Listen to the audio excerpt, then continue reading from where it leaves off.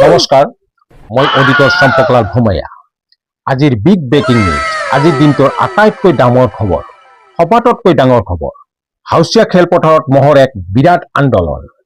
এতিয়াৰ বিতং বাতৰি। আজি ৰাতিপুৱা দিনৰ 8টা বজাত হাউচীয়া খেলপথাৰত ফৰিং দল আৰু উচৰিঙা দলৰ মাজত এখন কাবাডী খেল অনুষ্ঠিত হয়।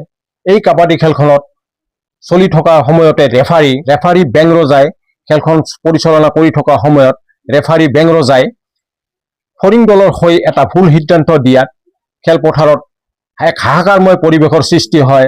লগে লগে হাজাৰ হাজাৰ মহৰ জাকে খেলপথাৰখনত অনুষ্ঠিত এক বিৰাট প্ৰতিবাদ সৃষ্টি কৰে।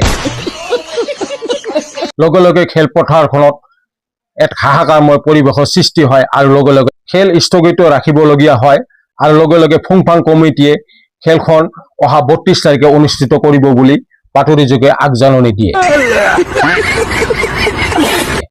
আজিৰ বাতৰি ইমানে। নমস্কাৰ। বাতৰিটো প্ৰচাৰ কৰা হৈছে কিৰ্মি দেৱানীৰ ঘৰৰ ভিতৰৰ পৰা।